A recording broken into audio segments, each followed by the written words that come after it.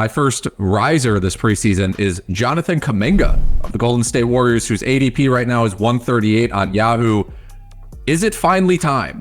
Draymond Green has not played this preseason, but the other starters have appeared in at least 3 of the 4 preseason games that the Warriors have played. Kuminga has a 31% usage rate in these games, scoring 30.2 points on 18.2 shots, 7 boards, 3 assists, and 1.9 stocks per 36 minutes. And this is in 4 games, so it's a pretty big sample. I don't think you average 31 usage in preseason by accident. Let's put it that way. The Warriors bench is really thin. The team is really old. I would not be surprised if Curry, Chris Paul, Clay, Draymond, they all miss 15 games, something like that. So I think there's going to be a lot of opportunities for Kuminga to step in and have big games. My riser is Jeremy Sochan of the San Antonio Spurs. ADP's at 134. It's as high as 145 on Yahoo. Wednesday night, Coach Popovich announced that Trey Jones, last year's starting point guard, would be coming off the bench, and second year, 6'8" forward Jeremy Sochan will be the starting point guard. Hello. The second-year player from Baylor has a draft pedigree. Hey, remember, he was the number 9 pick in the summer of 2022. And as Alex wrote on RotoWire Wednesday night, in the 17 games last season where Sochan saw 30-plus minutes, he averaged 16.5 points, over 7 rebounds, over 3 assists, and 1.5 steals and blocks per game. And in those games, he was at forward, not point guard directing the offense. So you'd almost expect the assists to go up. He does have some free throw shooting issues. He shot thin hair under 70% from the charity stripe last year. We'll see who's running things in the fourth quarter, but this seems like very positive development for Sochan. Coby White, he is one of my risers for today. Coby White has been locked into the starting lineup for the Bulls. He's their starting point guard. It looks like that's going to stick. It's been that way all preseason. Even last night when some of the regulars sat for the Bulls, they kept Coby White in there at the point guard spot, and they put in other players, Dosunmu, and others to start and keep their core bench unit of Caruso, Torrey Craig, and a few others together. Coby White is an interesting late round pick. Current ADP of 152. You can get him around 141 on Yahoo, 165 on Underdog. Coby White's per 36 numbers from last season, per 36 numbers from last season: 15 points, 4.4 rebounds, 4.2 assists, 1.1 steals, 2.7 3-pointers. Better percentages than he had earlier in his career as well. He's at up to 44.3% from the floor, 87.1% from the line. I like Coby White to start living up to some of his pedigree. He was a first round pick, number 7 overall in 2019. He's not going to be he's not going to be a giant playmaker at point guard. Zach LaVine and DeMar DeRozan are going to probably be the 2 assist leaders on this team still. But Coby White can get you 3.5 to 4.5 assists per game. He's going to hit 3-pointers, probably score 12 to 14 points per game, as long as he's locked into about a 30-minute role. I really like Coby White quite a bit as a late-round guard. I have some bad news, guys. I might be out on John Collins. John Collins, who's being drafted 102 on Yahoo ADP, just invisible during preseason, just like he's not even out there. Watching the Jazz highlights, watching the games, I'm like, is he out there? I don't know. So per 36 the worst minutes, part of his Hawks game and brought it to Utah. Yeah, exactly. It's like, is it going to be the same exact issue again? And like, yes, maybe. This is his per 36 in preseason. This is 4-game sample. 14.7 points on 9.6 shots. Pretty low. 6.9 rebounds, 0.9 assists, and half a stock. That's the worst. That's pretty bad. I think he's still draftable after pick 100. I don't want to say he's like undraftable, but I'm just like, I'm really discouraged. I'm worried. Al Horford of my Boston Celtics. Hard to say a guy with this low an ADP is down, but he is down. ADP at 144, but he's doing as well as 125 on Yahoo. Look, despite Boston's past success with big lineups, the 37-year-old Horford will not be a starter at the beginning of the season.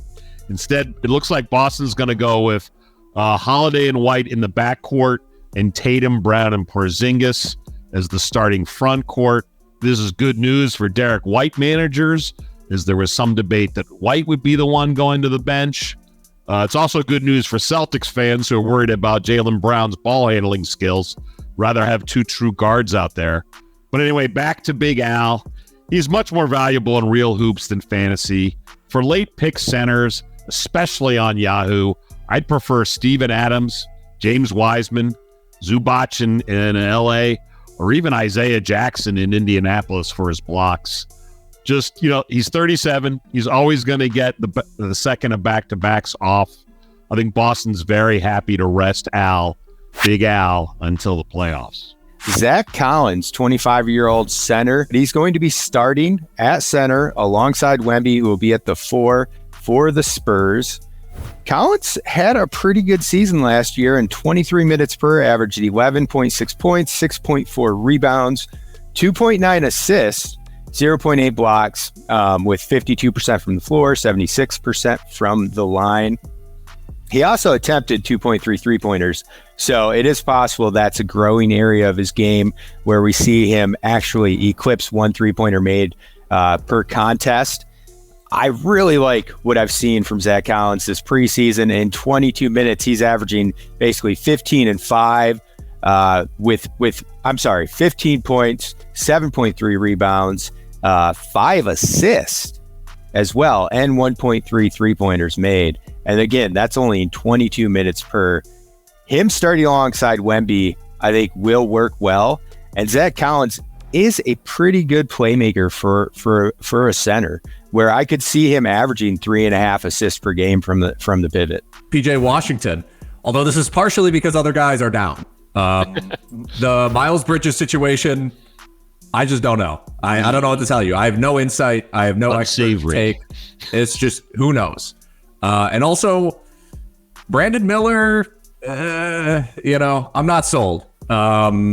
Summer League and preseason combined, 12 points on 38, 24, 82 shooting, 6 boards, 3 assists with 2.7 turnovers, 1.7 stocks. It's just, I don't know. I don't know if he's ready. But PJ Washington, before Ken's Clippers dismantled the Hornets yesterday in preseason, was averaging a higher averages, but Washington had a more muted game yesterday. He's averaging 19 points on 17 shots, 8 rebounds, 2 assists, and 2.5 stocks in 4 preseason games per 36. So, look, we've seen him return top 100 value before. He's in a pretty good situation despite the contract dispute. I don't know if a dispute, but they were really taking their sweet time signing him. I just think he's in a good situation this year, and he's proven it before. Buddy Hield in Indiana. Managers of Buddy Hield, especially in 9-category roto leagues, remember Hield being awesome. I mean, last season, he ranked 26th in 9-category total season roto stats. 26th! Most of that was coming from banging 3.6 triples a game with great percentages when he played 31 minutes a game and appeared in 80 games. 80 games! Who does that in the NBA anymore? But Hield came off the bench for all of Indy's preseason games with sophomore Benedict Mathurin starting instead. The Pacers signed Bruce Brown, who you might think is as old as Buddy Hield, but is actually only 27. They signed Brown to a 2-year deal, and it looks like Brown, not Hield, will start at small forward. This is the last year of Hield's contract. Extension talks failed this summer. At 30 years of age, Hield is on a very different timeline than Halliburton, who's 23, Miles Turner, who's 27, and Mathurin, who's 21. Just it seems safe to assume his minutes per game are going to decrease coming off the bench for the Pacers. He's sure not going to see 31 a game. And he really seems like a logical trade candidate at the deadline, where presumably, he'll be an off-the-bench scorer for a contender. This pains me to say this. I've got a Detroit Piston whose stock is falling. Jaden Ivey, 5th overall pick in the 2022 draft, had a very good rookie season for the Pistons, averaged 16 points per game, 5.2 assists, 1.6 three-pointers. Weak on percentages, but he showed some growth towards the end of last season. He has been stuck in a 6-man role all preseason for the Pistons. Monty Williams is trying to put his stamp on the team and figure out a rotation that makes sense for him. Personally, I think Ivy is a very important piece for the Pistons to develop for their long-term success, and I want him to be the starting shooting guard alongside Cade in that backcourt.